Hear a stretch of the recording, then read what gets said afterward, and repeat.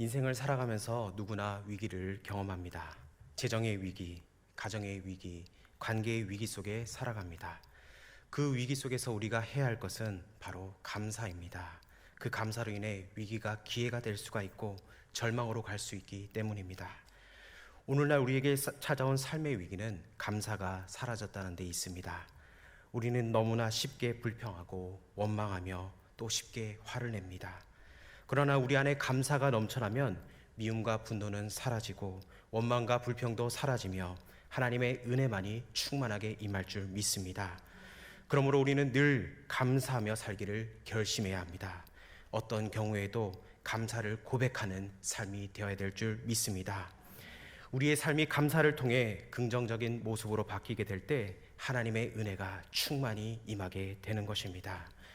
오늘날 미국이 있는 것도 400년 가까운 기독교 전통을 이어오면서 그 속에 감사 문화가 있기 때문입니다. 1620년 102명의 영국 출신의 청교도들이 메이플라워호라는 배를 타고 미국 동북부 지역, 오늘날의 매사추세츠주의 플라머스라는 곳에 도착했습니다. 오랫동안 배를 타고 와서 힘들고 지쳤음에도 불구하고 그들이 가장 먼저 한 일은 감사의 제단을 쌓고 거기에 교회를 짓는 일을 했습니다. 그들은 하나님께 감사를 드리는 것을 가장 중요하게 생각했습니다. 이것이 오늘날의 추수감사절의 유래가 되었고 그들의 감사의 신앙 고백이 그들의 돈에도 나타나 있습니다. 1센트를 비롯하여 1달러에도 이렇게 기록되어 있습니다. 저기에 원 위에 보면 잘 보이지는 않지만 In God we trust 해서 우리는 하나님이 계신 것을 믿습니다. 우리는 하나님을 신뢰합니다. 그들의 돈 속에서도 그들의 신앙을 고백하고 있는 것을 보게 됩니다. 우리는 이처럼 매일 하루하루 살아갈 때 감사하며 살 길을 결단해야 합니다. 억울한 일, 섭섭한 일, 괴롭고 슬픈 일을 당해도 우리가 날마다 감사로 나아가게 되면 하나님께서는 우리의 삶을 은혜로, 축복으로, 또 기적으로 우리를 인도할 것이기 때문입니다. 오늘 본문에서 사도 바울은 자신이 하나님께 받은 직분에 감사하고 있습니다. 그리고 자신은 교회를 박해하던 죄인 중에 개수와도 같은 자였으나 하나님의 긍휼과 사랑으로 쓰임받게 되었음을 고백하고 있습니다. 사도 바울의 이 고백을 통해 하나님이 나에게 맡기신 직분에 대해 가져야 할 올바른 자세와 하나님이 베푸신 풍성한 은혜의 삶에 대해서 오늘 나누도록 하겠습니다. 바울은 하나님이 직분을 맡기신 것에 대해서 감사하고 있습니다. 우리 12절을 다시 한 번 더 읽어보도록 하겠습니다. 12절입니다. 시작. 나를 능하게 하신 그리스도 예수 우리 주께 내가 감사함은 나를 충성되이 여겨 내게 직분을 맡기심이니. 아멘. 하나님이 자신을 사도로 세우시고 복음을 위해 헌신하게 해주신 것에 감사하는 것입니다. 먼저 직분을 맡기신 주님이 바로 나를 능하게 하신 그리스도 예수라는 것입니다. 이 능하게 한다는 말은 헬라어로 엔디나모라는 말인데 힘을 얻다, 강화되다, 힘이 증가하다 이런 의미입니다. 예수님은 바울에게 직분을 주시면서 능력을 주셨습니다. 주님은 바울에게 아무것도 없이 사도의 직분을 맡기신 것이 아닙니다. 바울은 자신의 힘으로 결코 맡은 직분을 감당할 수 없었지만 성령의 충만함을 입어서 힘 있는 능력 있는 사역을 감당했습니다. 성령으로 충만했던 바울은 담대하게 주의 복음을 선포했고 병든 자들을 고쳤으며 귀신 들린 자들을 치료했습니다. 즉 바울은 자신의 힘이 아닌 오직 성령의 충만함으로 주의 사역을 감당했던 것입니다. 사도행전 19장 11절로 12절에 이렇게 말씀합니다. 하나님이 바울의 손으로 놀라운 능력을 행하게 하시니 심지어 사람들이 바울의 몸에서 손수건이나 앞치마를 가져다가 병든 사람에게 얹으면 그 병이 떠나고 악기도 나가더라. 아멘. 성경은 바울의 손수건이나 앞치마를 가져다가 병자에게 놓기만 해도 병이 떠나고 치료가 임했다고 말씀하고 있습니다. 그러나 이것이 바울에게 혹은 바울의 손수건이나 앞치마에 신비한 능력이 있기 때문이 아닙니다. 하나님의 은혜 가운데 성령의 능력이 임함으로 이 같은 놀라운 기적이 일어났다는 것을 말하고 있습니다. 하나님은 바울과 같이 우리에게도 직분을 맡기시면서 우리에게 능력을 주십니다. 우리가 성령으로 충만할 때 모든 주의 일을 능히 감당할 수 있다는 겁니다. 주의 일은 내 힘으로 하는 것이 아니라 오직 주님의 은혜로 하는 것입니다. 주의 일을 할 때 우리는 성령 충만함을 구해야 될 줄 믿습니다. 성령 충만함으로 그 모든 일을 감당해야 될 줄 믿습니다. 내 힘으로 하다 보면 어떤 일이 일어납니까? 내 힘으로 하다 보면 꼭 문제가 일어나고 여러 불평의 소리가 나옵니다. 그러나 주님의 은혜가 임하면 성령의 능력이 임하고 기쁨과 감사로 주님이 맡기신 일을 온전히 감당할 수 있음을 우리는 고백해야 합니다. 그러므로 우리는 하나님의 은혜를 사모하고 성령의 충만함을 구해야 될 줄 믿습니다. 예수님께서 제자들에게 예루살렘을 떠나지 말고 기다리라고 명령하셨습니다. 왜 그러셨습니까? 바로 성령을 받기 위해 기다리라는 것입니다. 하나님의 일을 하기 위해서는 무엇보다 성령 충만함을 받아야 합니다. 성령의 기름 부으심과 능력 주심과 인치심과 보호하심이 반드시 있어야 합니다. 우리에게 필요한 것은 바로 위로부터 임하는 하늘의 능력임을 잊지 말아야 합니다. 엔디나모, 즉 나를 능하게 하심이 필요하다는 겁니다. 성령으로 충만하면 내 힘이 아니라 성령의 능력으로 모든 일을 능히 감당할 수 있음을 우리는 기억해야 합니다. 성령의 능력으로 일할 때 우리의 삶 가운데 하나님의 은혜로 말미암은 주의 놀라운 역사가 일어날 줄 믿습니다. 둘째, 사도 바울은 하나님이 자신을 충성되이 여겨 직분을 맡기셨다고 말합니다. 하나님이 바울에게 직분을 맡기실 때 다른 특별한 것을 보신 것이 아닙니다. 바울의 충성된 마음이면 충분했다는 겁니다. 하나님은 바울의 능력이나 배경보다 그의 마음의 중심을 더 중요하게 여기셨습니다. 고린도전서 4장 1절과 2절은 이렇게 고백합니다. 사람이 마땅히 우리를 그리스도의 일꾼이요 하나님의 비밀을 맡은 자로 여길지어다. 그리고 맡은 자에게 구할 것은 충성이니라. 아멘. 우리는 하나님께서 우리에게 직분을 맡기실 때 자신의 능력과 자신을 둘러싼 환경을 바라볼 때가 많습니다. 그래서 우리의 생각과 판단대로 결정해버립니다. 무슨 일을 맡길 때 묻습니다. 이번에 이런 일 섬겨주십시오. 그러면은 대부분 어떻게 대답합니까? 예, 하겠습니다. 제가 그 일에 능하게 할 수 있습니다. 이렇게 하기보다는 저는 이래서 못해요. 저는 이래서 못해요. 저래서 못하고 이래서 못하고 아무것도 못해요. 저는 못해요. 이런 못해요 신앙. 저희 교회는 없는데 다른 교회는 있습니다. 그러나 하나님은 우리의 마음의 중심을 보십니다. 하나님이 우리에게 구하시는 것은 바로 충성된 마음이기 때문입니다. 그러므로 우리는 자신의 능력과 상황을 바라보기보다는 내가 얼마나 하나님을 사랑하고 있는가, 내가 얼마나 하나님께 충성된 마음을 가지고 있는가, 이것을 생각해야 합니다. 하나님을 향한 충성된 마음이 있다면 하나님이 우리를 사용하십니다. 이런 충성된 마음이 있는 사람은 어떤 일에 있어도 게으르지가 않습니다. 모든 일에 있어서 남보다 먼저 준비하고 열심히 살아갑니다. 세상에서 성공하는 사람들을 보면 공통적인 특징이 있습니다. 새벽형 사람인 경우가 많다는 겁니다. 이런 분들은 남들보다 더 부진하고 성실한 사람입니다. 따라서 우리가 하나님 앞에 충성된 일꾼이 되고자 한다면 모든 일을 먼저 준비하고 열심히 살아감으로써 사람들에게 모범이 되어야 합니다. 우리가 온전히 하나님께 마음을 쏟고 하나님의 영광을 위해서 충성하며 살아갈 때 하나님이 우리를 놀랍게 사용하실 줄 믿습니다. 이처럼 우리는 하나님의 은혜 안에서 성령의 능력을 받아 주의 일을 감당해야 합니다. 그리고 바울과 같이 하나님이 우리에게 직분 주신 것을 늘 감사해야 합니다. 주님을 향한 충성된 마음으로 최선을 다해 하나님을 섬겨서 크신 복을 받아 누리는 저와 여러분 되길 원합니다. 두 번째로 사도 바울은 은혜의 풍성함에 대해서 감사하고 있습니다. 사도 바울은 부르심을 받기 전에 자신이 어떠한 사람이었는지를 고백하고 있습니다. 우리 13절을 다시 한번 더 읽어보도록 하겠습니다. 시작. 내가 전에는 비방자요 박해자요 폭행자였으나 도리어 긍휼을 입은 것은 내가 믿지 아니할 때에 알지 못하고 행하였음이라. 아멘. 그는 교회를 비방하는 자였고 박해하는 자였고 폭행하는 자였습니다.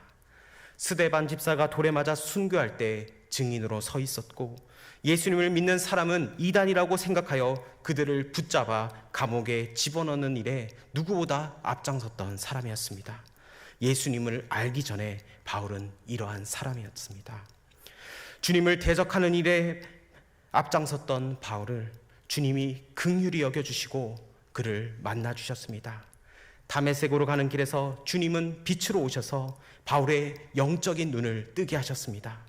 이를 통해 바울은 새 사람으로 변화되었고 위대한 하나님의 사도로서 세워질 수 있었습니다.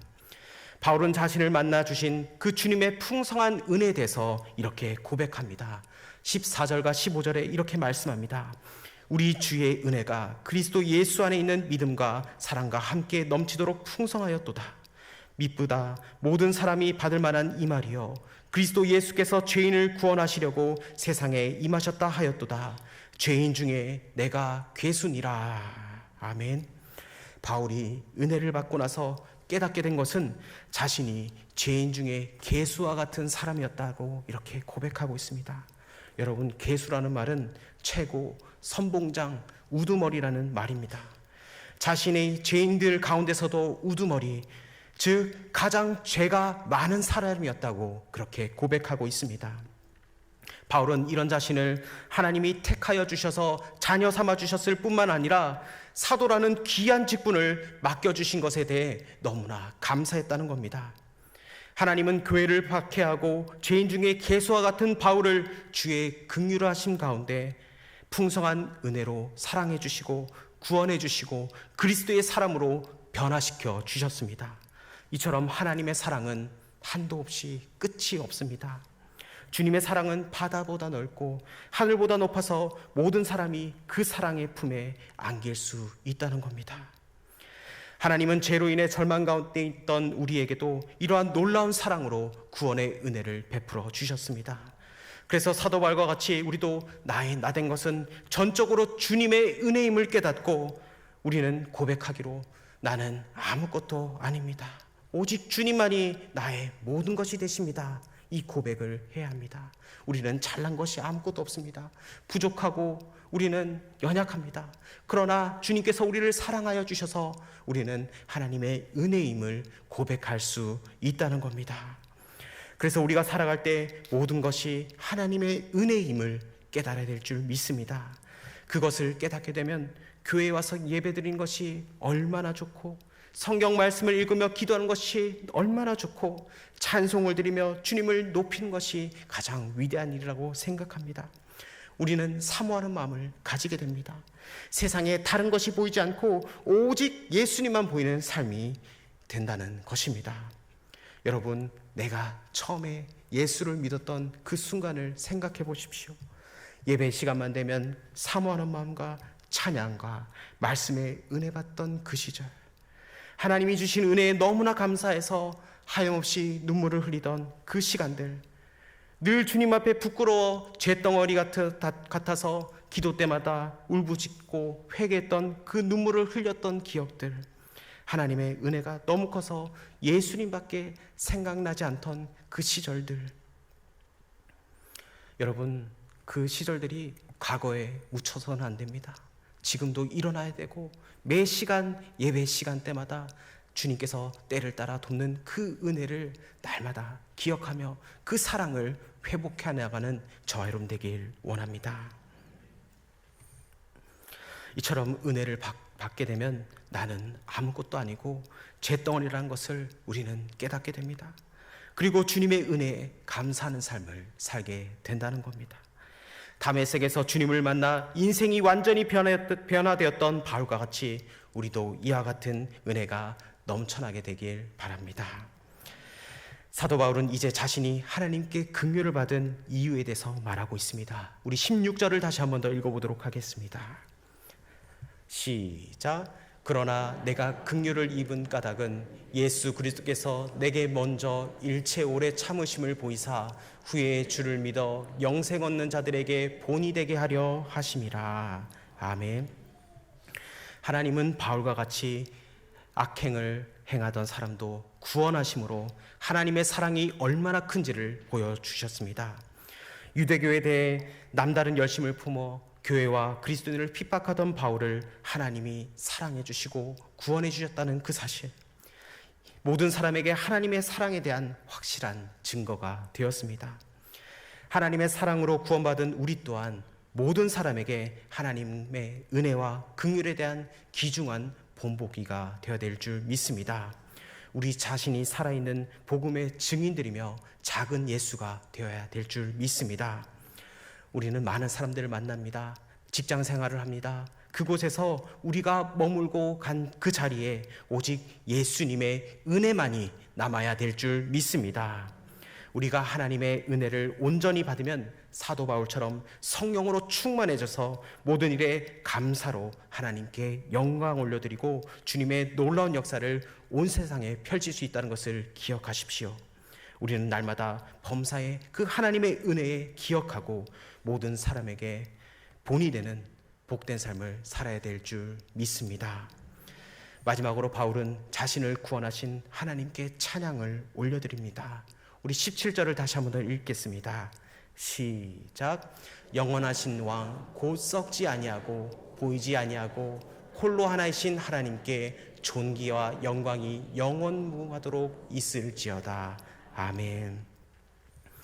사도 바울의 이 찬양 속에는 죄인 중에 괴수였던 자신을 불러주신 하나님께 대한 감사가 짙게 배어져 있습니다. 하나님의 사랑으로 구원받은 우리가 할 일은 오직 하나입니다. 바로 하나님께 영광을 돌리는 것입니다. 내가 집안일을 하든 직장 생활을 하든 어떤 일을 하든 하나님의 영광을 위해서 우리는 해야 합니다. 한 청년 의사의 장례식장에 약 4,000명이 모였습니다. 이 중에는 의사 동료, 선후배뿐만 아니라 환자들과 환자들의 가족, 병원 청소하시는 분, 식당 아주머니, 침대 미는 도우미들까지 그것에 왔다고 합니다. 모인 그들은 모두 가슴에 뜨거운 눈물을 흘리며 그를 그리워했습니다. 그는 매일 회진을 돌면서 조용히 제 손을 잡고 기도해 주셨습니다. 저는 기독교인이 아니라서 처음에는 거부감이 들고 귀찮기도 했습니다. 그런데 어느 날부턴가 제가 그 청년 의사 선생님이 오시는 시간을 기다리기 시작했습니다. 그리고 그 의사 선생님이 믿는 예수님이 궁금해졌습니다. 암투병 중인 남편을 간호하느라 몸과 마음이 너무나 지쳤습니다. 그때 그 청년 의사 선생님이 저에게 성경책과 찬양 테이프를 전해주고 갔습니다. 밤새 찬양을 듣고 성경책과 그 찬양을 들으면서 저에게 얼마나 큰 위로가 되었는지 모릅니다. 정말 하나님께서 제게 보내주신 천사라는 생각이 들었습니다. 퇴원을 하고